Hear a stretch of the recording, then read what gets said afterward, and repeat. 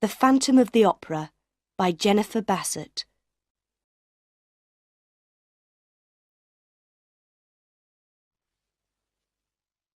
Chapter 1. The Dancers. Quick! Quick! Close the door! It's him! Annie Sorelli ran into the dressing room, her face white. One of the girls ran and closed the door, and then they all turned to Annie Sorelli. Who? Where? What's the matter? They cried. It's the ghost, Annie said. In the passage. I saw him. He came through the wall in front of me. And I saw his face. Most of the girls were afraid, but one of them, a tall girl with black hair, laughed. Pooh, she said. Everybody says they see the opera ghost, but there isn't really a ghost. You saw a shadow on the wall. But she did not open the door or look into the passage. Lots of people see him, a second girl said. Joseph Bouquet saw him 2 days ago. Don't you remember? Then all the girls began to talk at once. Joseph says the ghost is tall, and he wears a black evening coat. He has the head of a dead man with a yellow face and no nose, and no eyes, only black holes. Then little Meg Giry spoke for the first time. Don't talk about him. He doesn't like it. My mother told me. Your mother? The girl with black hair said. What does your mother know about the ghost? She says that Joseph Bouquet is a fool. The ghost doesn't like people talking about him, and one day Joseph Bouquet is going to be sorry, very sorry. But what does your mother know? Tell us! Tell us! All the girls cried. Oh dear, said Meg. But please don't say a word to anyone. You know my mother is the doorkeeper for some of the boxes in the opera house. Well, box 5 is the ghost's box. He watches the operas from that box, and sometimes he leaves flowers for my mother. The ghost has a box and leaves flowers in it? Oh, Meg, your mother's telling you stories. How can the ghost have a box? It's true. It's true, I tell you, Meg said. Nobody buys tickets for box 5, but the ghost always comes to it on opera nights. So somebody does come there? Why, no. The ghost comes, but there is nobody there. The dancers looked at Meg. But how does your mother know? One of them asked. There's no man in a black evening coat with a yellow face. That's all wrong. My mother never sees the ghost in box 5, but she hears him. He talks to her, but there is nobody there. And he doesn't like people talking about him. But that evening, the dancers could not stop talking about the opera ghost. They talked before the opera, all through the opera, and after the opera. But they talked very quietly, and they looked behind them before they spoke. When the opera finished, the girls went back to their dressing room. Suddenly, they heard somebody in the passage, and Madame Giry, Meg's mother, ran into the room. She was a fat, motherly woman with a red, happy face. But tonight, her face was white. "Oh, girls," she cried, Joseph Bouquet is dead. You know he works a long way down, on the 4th floor under the stage. The other stage workers found his dead body there an hour ago, with a rope around his neck. It's the ghost, cried Meg Giry. The ghost killed him.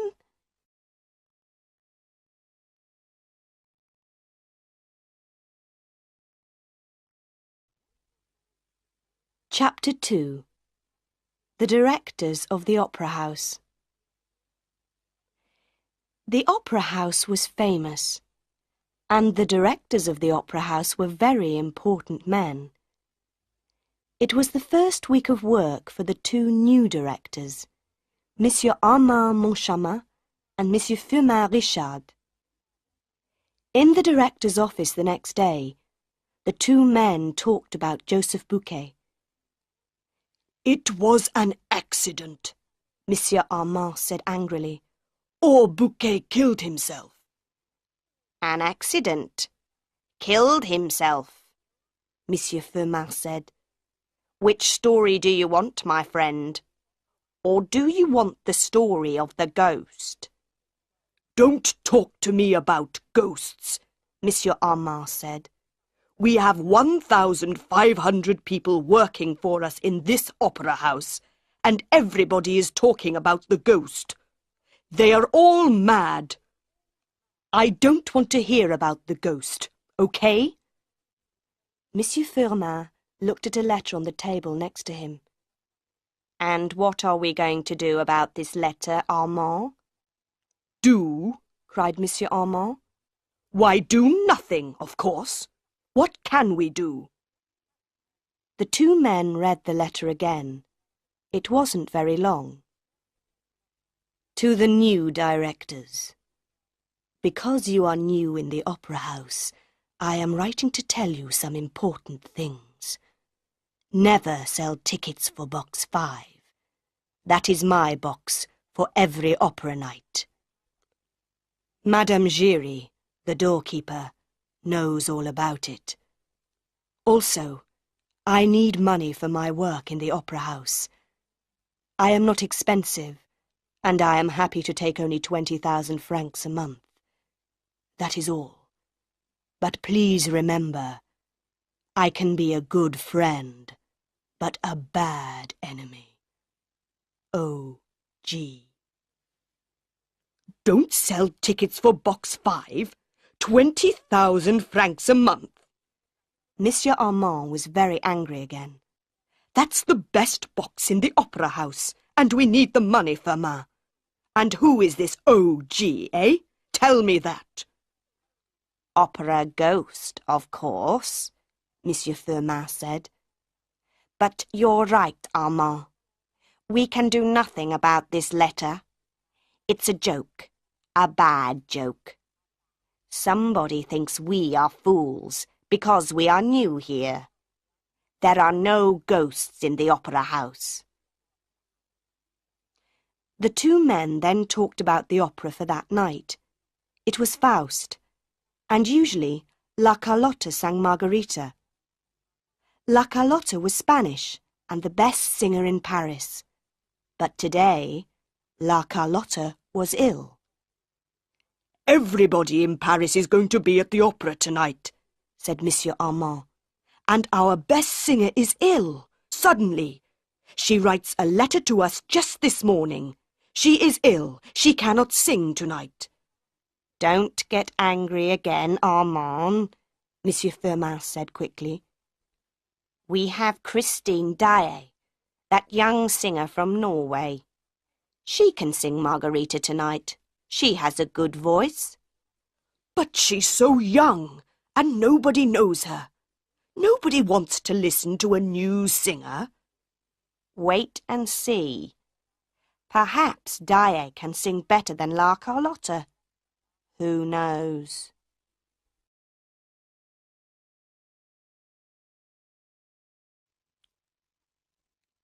Chapter 3. Christine Daae. Monsieur Firmin was right.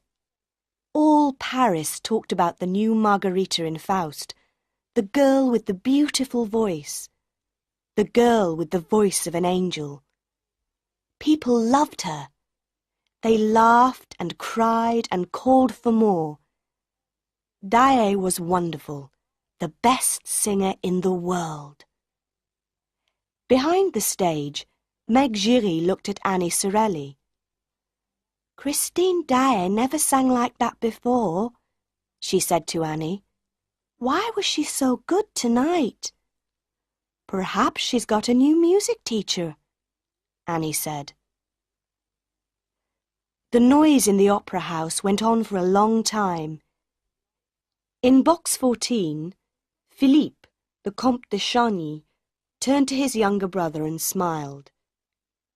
"Well, Raoul, what did you think of Dae tonight?"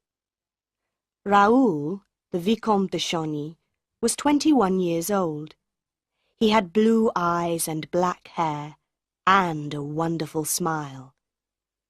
The Chagny family was old and rich, and many girls in Paris were in love with the young Vicomte. But Raoul was not interested in them.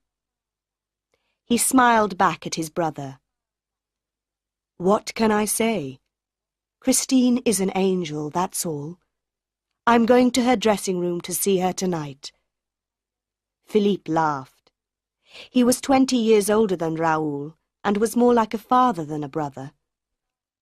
"Ah, I understand," he said. "You are in love. But this is your first night in Paris, your first visit to the opera. How do you know Christine Dae?" "You remember 4 years ago, when I was on holiday by the sea in Brittany?" Raoul said. "Well, I met Christine there. I was in love with her then, and I'm still in love with her today." The Comte de Chagny looked at his brother. I see," he said slowly. "Well, Raoul, remember she is only an opera singer. We know nothing about her family." But Raoul did not listen. To him, good families were not important, and young men never listened to their older brothers. There were many people in Christine Dae's dressing room that night, but there was a doctor with Christine, and her beautiful face looked white and ill. Raoul went quickly across the room and took her hand. "Christine, what's the matter? Are you ill?" He went down on the floor by her chair. "Don't you remember me? Raoul de Chagny, in Brittany." Christine looked at him, and her blue eyes were afraid. She took her hand away. "No, I don't know you. Please go away. I'm not well." Raoul stood up, his face red. Before he could speak, the doctor said quickly, Yes, please go away. Everybody, please leave the room. Mademoiselle Dae needs to be quiet. She is very tired." He moved to the door, and soon everybody left the room. Christine Dae was alone in her dressing room. Outside in the passage, the young Vicomte was angry and unhappy. How could Christine forget him? How could she say that to him? He waited for some minutes, then, very quietly and carefully, he went back to the door of her dressing room. But he did not open the door, because just then he heard a man's voice in the room. "Christine, you must love me," the voice said. Then Raoul heard Christine's voice. "How can you talk like that, when I sing only for you? Tonight I gave everything to you, everything. And now I'm so tired." Her voice was unhappy and afraid. You sang like an angel, the man's voice said. Raoul walked away. So, that was the answer. Christine Daae had a lover. But why was her voice so unhappy? He waited in the shadows near her room. He wanted to see her lover, his enemy.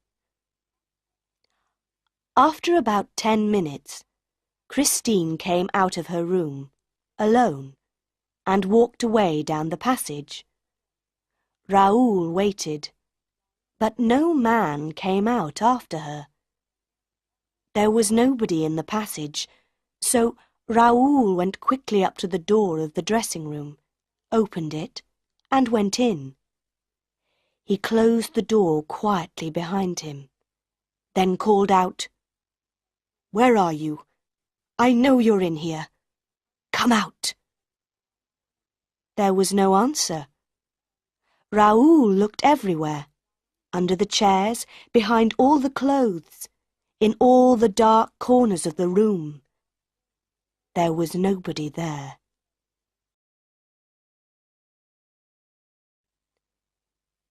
Chapter 4. The Phantom is Angry. That was Tuesday night.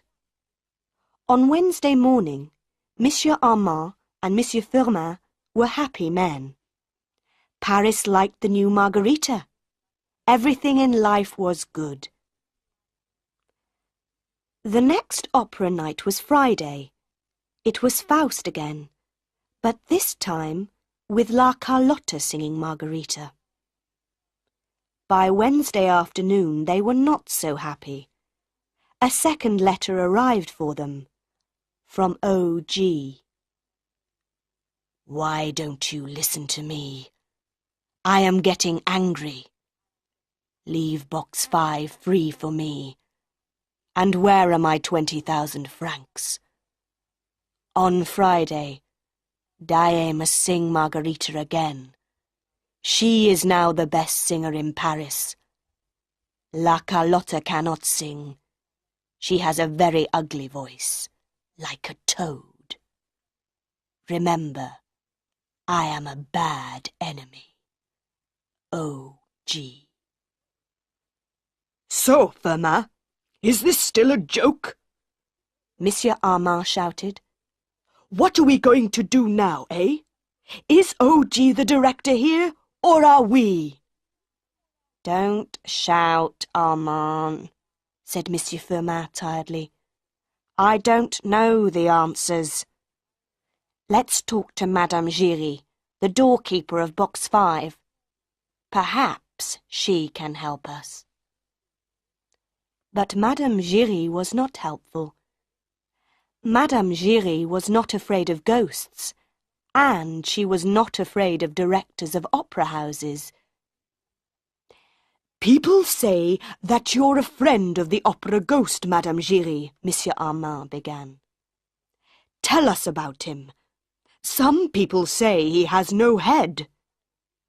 And some people say he has no body, said Monsieur Firmin. What do you say, Madame Giry? Madame Giry looked at the two men and laughed. I say that the directors of the opera house are fools. What? Monsieur Armand shouted. He stood up, and his face was red and angry. Listen to me, woman. Oh, sit down, Armand, and listen, said Monsieur Firmin. Why do you say that, Madame Giry? Because, monsieur, the opera ghost is angry with you. When the ghost wants something, he must have it. He is clever and dangerous, this ghost. The old directors before you, they knew that, oh yes. At first they tried to stop him. Then there were many accidents in the opera house, many strange accidents. And when did these accidents happen? When the ghost was angry. So, The old directors learnt very quickly. The ghost wants box 5. He can have it every night. The ghost wants money. Let's give the money to him at once.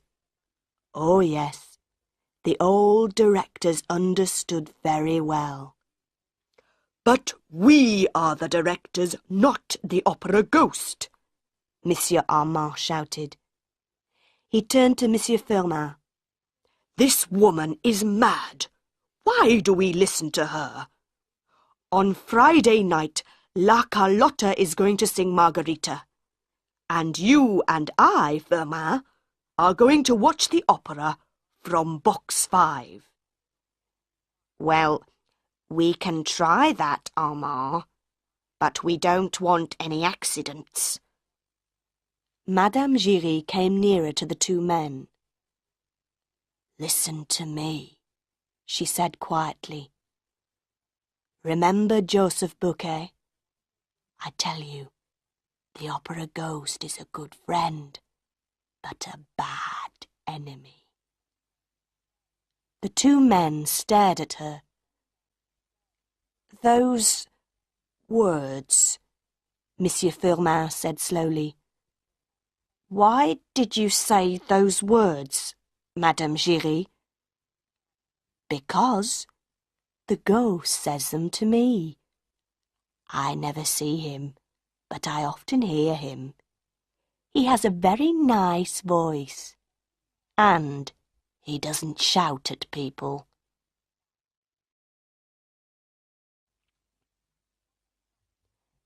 Chapter 5. A Letter for Raoul. That Wednesday, a letter also arrived for the young Vicomte de Chagny. He opened the letter, saw the name at the bottom, and smiled for the first time that day. Dear Raoul, of course I remember you. How could I forget you? Meet me on Thursday at 3 o'clock in the Tuileries Gardens. Don't be angry with me, Raoul, please. Christine Daae. Raoul put the letter carefully into his pocket. Angry? How could he be angry with an angel? On Thursday, he was in the Tuileries Gardens by 2 o'clock. At 3:10, he began to feel unhappy. At 3:30, he wanted to die, or to kill somebody.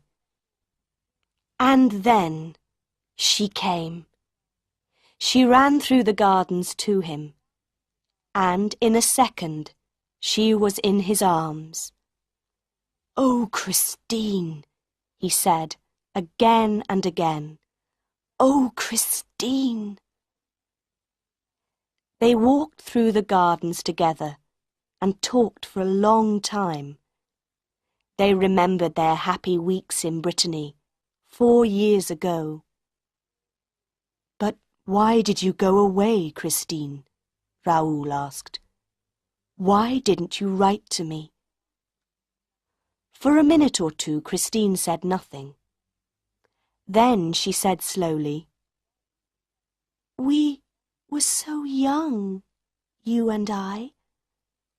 I was just a poor singer from Norway, and you were the Vicomte de Chagny.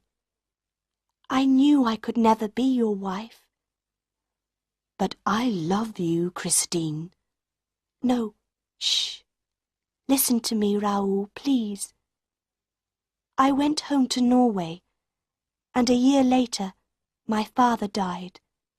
I was very unhappy. But I came back to France, to Paris. I worked and worked at my singing, because I wanted to be an opera singer. Not just a good singer, but the best opera singer in Paris. And now you are, Raoul said. He smiled. All Paris is at your feet. Christine turned her face away and said nothing. Christine, Raoul said quietly, I want to ask you a question. Who was the man in your dressing room on Tuesday night? Tell me, please." Christine stopped and stared at him. Her face went white. "What man?" she whispered. "There was no man in my dressing room on Tuesday night." Raoul put his hand on her arm. "I heard him," he said. "I listened outside the door and heard a man's voice. Who was he?" "Don't ask me, Raoul. There was a man's voice, yes, but there was no man in my room. It's true. Oh, Raoul, I'm so afraid. Sometimes I want to die." "Who is he? Tell me, Christine, please. I'm your friend. I can help you. Tell me his name." "I cannot tell you his name. It's a secret," whispered Christine. "I never see him. I only hear his voice. But he is everywhere. He sees everything, hears everything. That's why I didn't speak to you on Tuesday night. He is my music teacher, Raoul. He's a wonderful singer. I sang so well on Tuesday night because of him. I am famous because of him. He is my angel of music. And he says he loves me. How can I leave him?"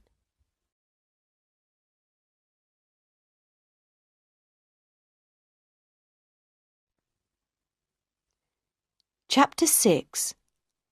La Carlotta sings Margarita. On Friday morning, La Carlotta had her breakfast in bed. She drank her coffee and opened her morning letters. One letter had no name on it. It was very short. "You are ill. You cannot sing Margarita tonight. Stay at home and don't go to the opera house. Accidents can happen. Do you want to lose your voice forever?" La Carlotta was very, very angry. She got out of bed at once and did not finish her breakfast. "This is from Christine Daae's friends," she thought. "They want her to sing again tonight. That Daae girl is going to be sorry for this. I, La Carlotta, I am the best opera singer in Paris. And nothing is going to stop me singing Margarita tonight." At 6 o'clock that evening, the dancers were in their dressing room. They talked and laughed and put on their red and black dresses for Faust. But Meg Giry was very quiet. "What's the matter, Meg?" Annie Sorelli asked.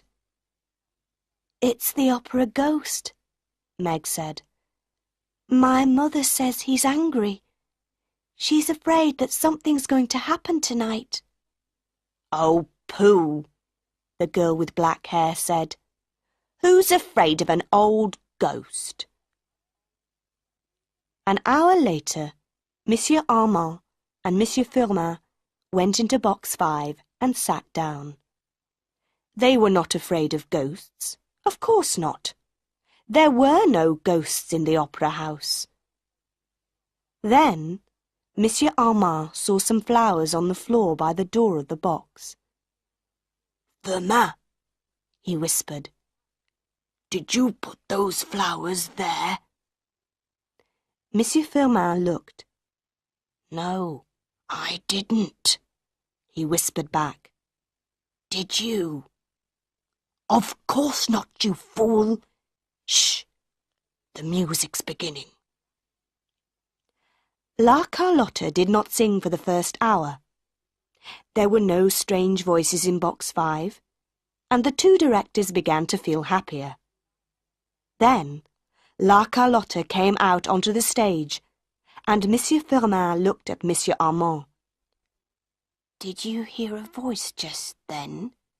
He asked quietly. No, Monsieur Armand said, but he looked behind him twice, then 3 times, and suddenly felt cold. La Carlotta sang and sang, and nothing happened. Then she began a beautiful love song. My love begins to quack. Everybody stared. What was the matter with Carlotta's voice? What was that strange noise? Quack! Carlotta stopped and began the song again. My love begins to quack. I cannot forget my quack. It was the noise of a toad. People began to talk and laugh.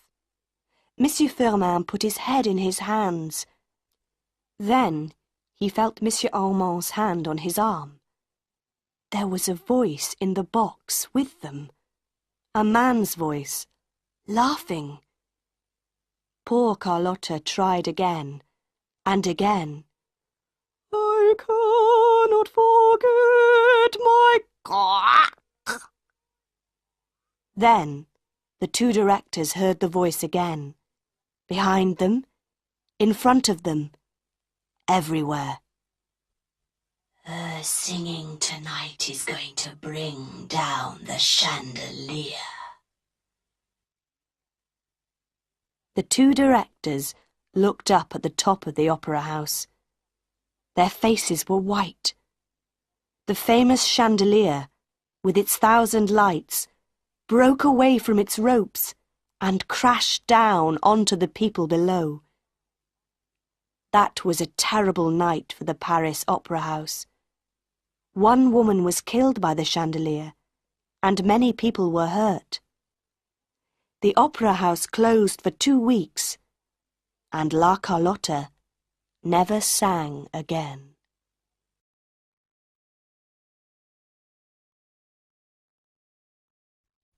Chapter 7. My Angel of Music. For a week, Raoul saw Christine every day. Some days, Christine was quiet and unhappy. Some days she laughed and sang. She never wanted to talk about the opera house, or her singing, or Raoul's love for her. Raoul was very afraid for her.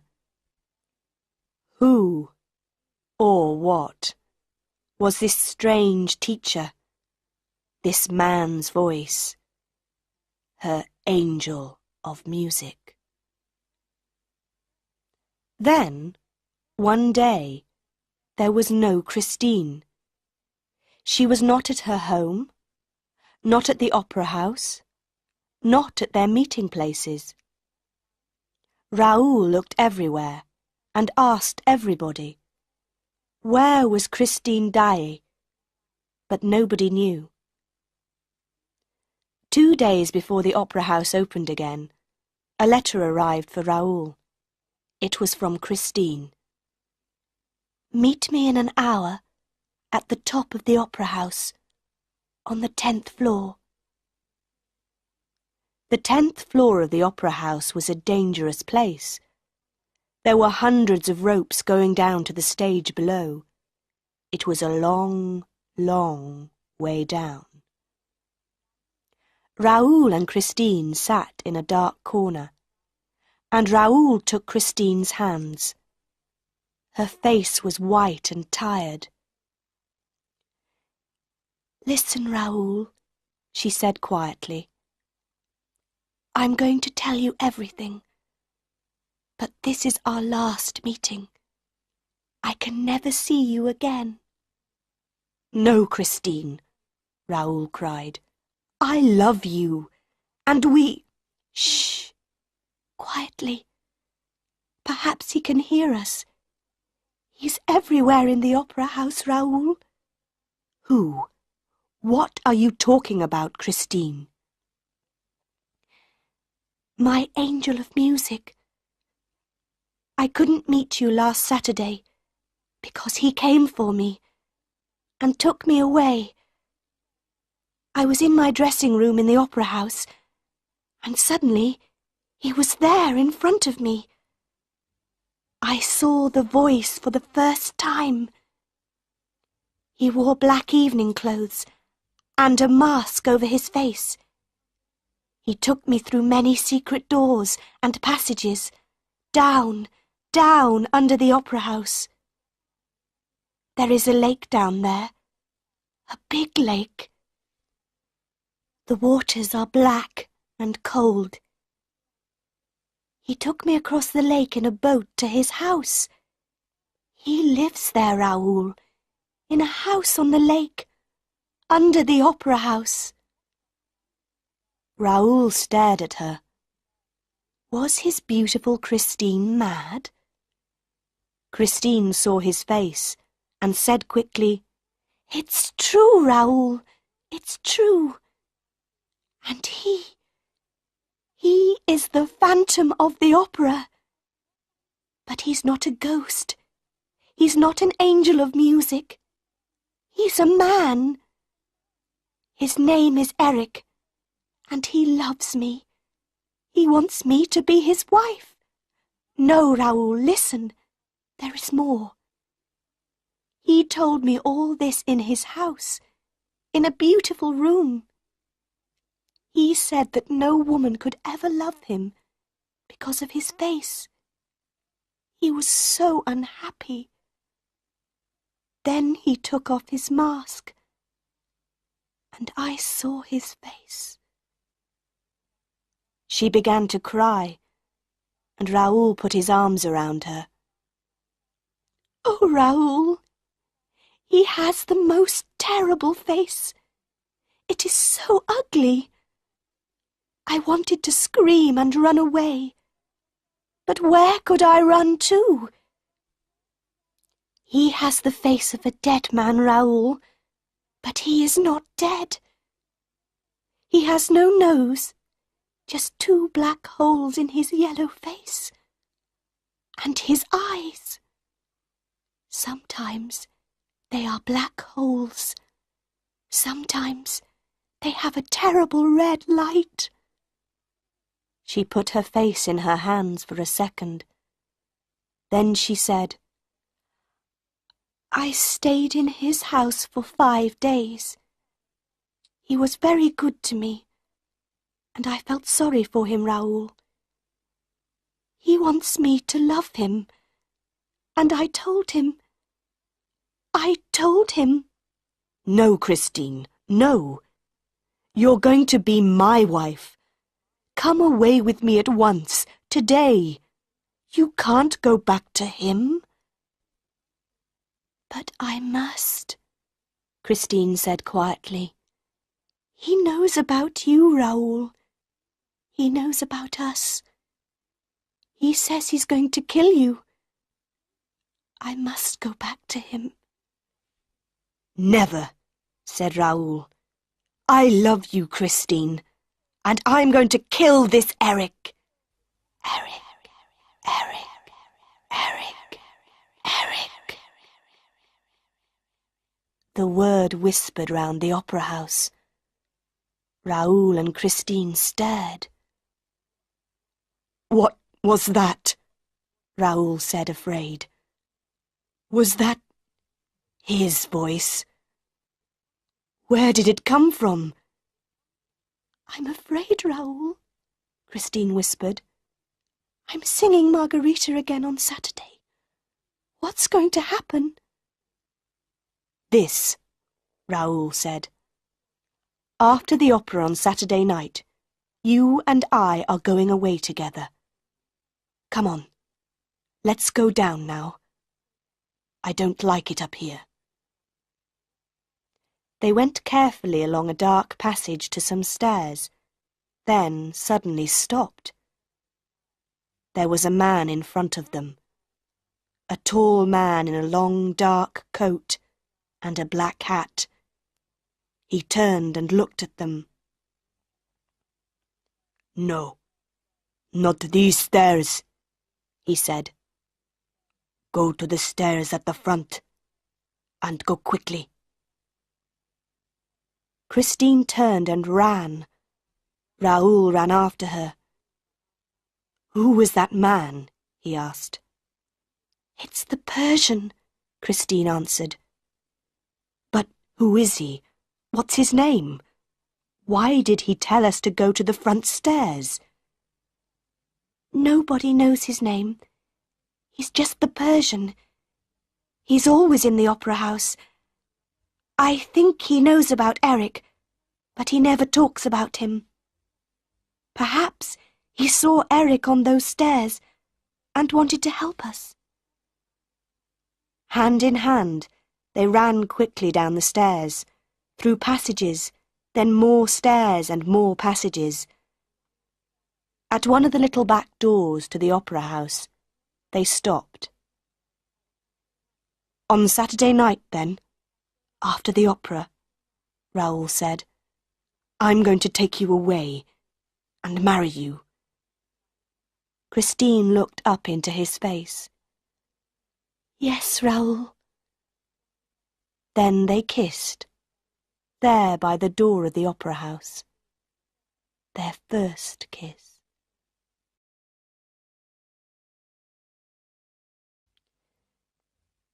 Chapter 8. Where is Christine Daae? On Saturday morning, Comte Philippe looked across the breakfast table at his brother.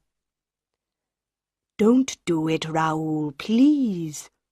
All this talk about ghosts and phantoms. I think the girl is mad." "She's not mad, and I'm going to marry her," Raoul said. "She's only a little opera singer," Philippe said unhappily. "And she's very young. Are you still going to love her in 10 or 20 years' time?" Raoul drank his coffee and did not answer. There were 2 more unhappy faces in the opera house, too. The directors now understood about OG. They didn't want any more accidents. Box 5 is free tonight for OG. Daae is singing Margarita, and here is 20,000 francs. Madame Giry can leave the money in box 5 for him. Is that everything? Monsieur Armand asked Monsieur Firmin. "It's a lot of money," Monsieur Firmin said unhappily. He thought for a minute. "What about some flowers in box 5? Madame Giry says that OG likes flowers." OG can bring his own flowers, shouted Monsieur Armand. The evening began well. The chandelier was now back in place with new ropes. All Paris was in the opera house. Everybody wanted to hear Christine Daae's voice again. People also knew about the love story between Christine Daae and the Vicomte de Chauny. There are no love secrets in Paris. People watched the Comte and the Vicomte in box 14 with interest. Young men from families like de Chauny do not marry opera singers. When Christine came onto the stage, her face was white and she looked afraid. But she sang like an angel. Ah, what a voice! All Paris was in love with Christine Daae. She began to sing the famous love song. Suddenly, every light in the opera house went out. For a second, nobody moved or spoke. Then a woman screamed, and all the lights came on again. But Christine Daae was no longer on the stage. She was not behind the stage. She was not under the stage. Nobody could find her. The opera house went mad. Everybody ran here and there, shouted and called. In the director's office, people ran in and out. The police came and asked questions, but nobody could answer the questions. Monsieur Armand got angry and shouted, and Monsieur Firmin told him to be quiet. Then Madame Giry arrived in the office with her daughter Meg. "Go away, woman!" Monsieur Armand shouted. "Monsieur, there are 3 people missing now," Madame Giry said. "Meg, tell the directors your story." This was Meg's story. When the lights went out, we were just behind the stage. We heard a scream. I think it was Christine Dyer's voice. Then the lights came back on, but Christine wasn't there. We were very afraid, and we began to run back to our dressing room. There were people running everywhere. Then we saw the Vicomte de Chagny. His face was red, and he was very angry. "Where's Christine? Where's Christine?" he shouted. Suddenly, the Persian came up behind him and took his arm. He said something to the Vicomte, and they went into Christine Dyer's dressing room. "Yes, and then?" Monsieur Firmin said quickly. "What happened next?" "Nobody knows."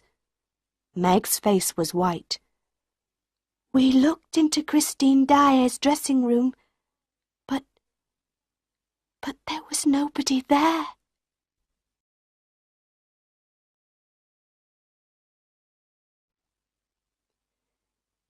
Chapter 9. The House on the Lake. When the lights came on, Raoul ran. He ran downstairs and along passages, through the opera house to the back of the stage. In the passage outside Christine's dressing room, a hand took his arm. "What's the matter, my young friend? Where are you running to so quickly?" Raoul turned and saw the long face of the Persian under his black hat. "Christine," Raoul said quickly. "Eric's got her. Where is she? Help me. How do I get to his house on the lake?" "Come with me," said the Persian. They went quickly into Christine's dressing room. The Persian closed the door and went to the big mirror on one wall. "There's only one door into this room," Raoul began. "Wait," the Persian said. He put his hands on the big mirror, first here, then there. For a minute, nothing happened. Then the mirror began to move and turn, and a big dark hole opened in it. Raoul stared. "Quick, come with me, but be careful," the Persian said. "I know Eric. I understand his secrets. Put your right hand up near your head, like this, and keep it there all the time." "But why?" Raoul asked. "Remember Joseph Bouquet and the rope around his neck? Eric is a clever man with ropes in the dark." They went down, down, down under the opera house. They went through secret doors in the floors, then along passages and down dark stairs. The Persian listened carefully all the time for strange noises. "When do we get to the lake?" Raoul whispered. "We're not going by the lake. Eric watches it all the time. No, we go round the lake and get into Eric's house from the back. I know some secret doors." Soon they were there. In the dark, the Persian felt the wall carefully with his hands. "Ah, here it is," he whispered. The wall moved under his hands, and a small door opened. Very quietly, they went through. And then the door closed behind them. They could not get out. Inside the room it was very dark. They waited and listened. The Persian put his hands on the wall. "Oh no," he whispered. "It was the wrong door. This is Eric's torture room, the room of mirrors. We are dead men, Vicomte de Chagny. Dead men." At first Raoul did not understand, but he soon learnt. The lights came on, and they heard a man's laugh. Eric knew they were there. The room was all mirrors, walls, floor, ceiling. There were pictures in the mirrors of trees and flowers and rivers. The pictures moved and danced in front of their eyes, and the room was hot. It got hotter and hotter and hotter. Raoul was thirsty, hot and thirsty, and the rivers in the pictures danced and laughed at him. He closed his eyes, but the rivers still danced. Water. He needed water. But the mirrors laughed at him. Soon he could not move or speak, or open his eyes. He was not thirsty now, just tired, so tired. "Oh, Christine, I'm sorry," he thought. "I wanted to help you, and now I'm dying." Through a mirror in the wall, Christine watched her lover in the torture room. Behind her Eric stood, with his hands on her arms. "He's dying, Christine, dying. Watch him carefully. No, don't close your eyes. Watch him." Christine could not speak. She wanted to scream, but no words came. Then she found her voice again. "How can you do this, Eric? Why don't you kill me?" "Because I love you, Christine. Marry me, be my wife, and love me. Then Raoul and the Persian can live." Slowly, Christine turned. She looked into Eric's terrible, ugly face, and spoke again, very quietly. "Yes, Eric. From this minute, I am your wife." She put her arms around Eric's neck and kissed him slowly and lovingly on his ugly mouth. Then she took her arms away and said slowly, "Poor, unhappy Eric." Eric stared at her. "You kissed me," he whispered. "I didn't ask you, but you kissed me. Freely. Oh, Christine, my angel. That was my first kiss from a woman. Even my mother never kissed me. She gave me my first mask when I was 2 years old. She turned her face away from me every time I came near her." Eric put his ugly face in his hands and cried. Then he went down on the floor at Christine's feet.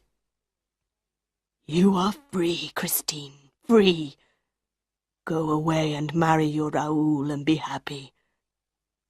But remember Eric sometimes. Go now, quickly. Take Raoul and the Persian and go."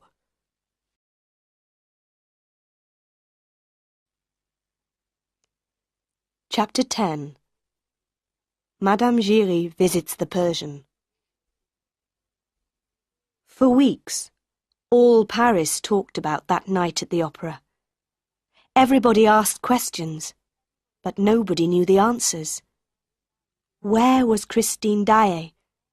Where was the Vicomte de Chagny? Were they alive or dead? And the Phantom of the Opera?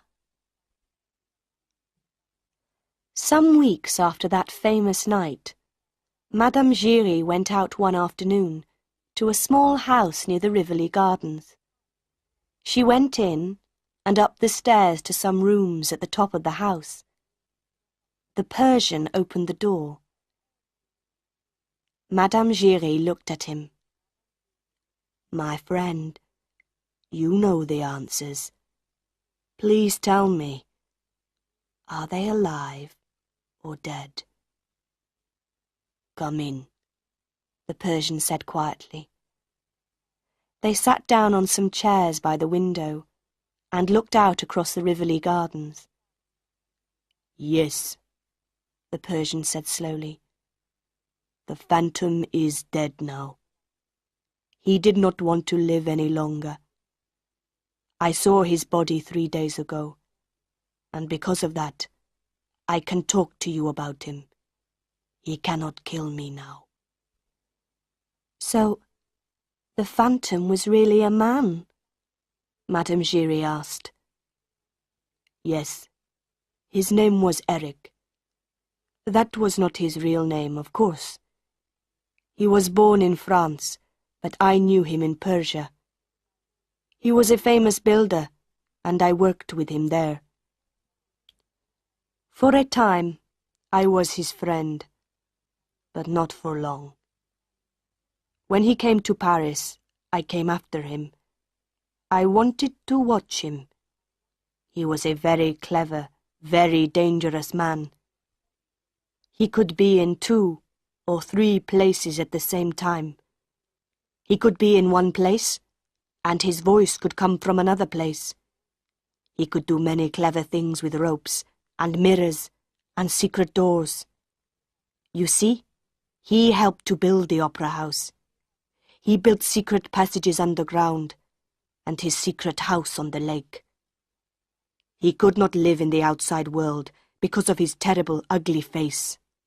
Unhappy Eric. We can feel sorry for him, Madame Giry. He was so clever, and so ugly. People screamed when they saw his face. And so he lived this strange life, half man, half phantom. But he was a man in the end. He wanted a woman's love." He stopped, and Madame Giry asked quietly, "And Christine Daae and Vicomte Raoul, what happened to them?" The Persian smiled. "Ah, yes. What happened to young Raoul and the beautiful Christine? Who knows?" Nobody in Paris ever saw Raoul and Christine again. Perhaps they took a train to the north and lived a quiet, happy life together there. Perhaps Christine's wonderful voice is still singing somewhere in the cold and beautiful mountains of Norway. Who knows?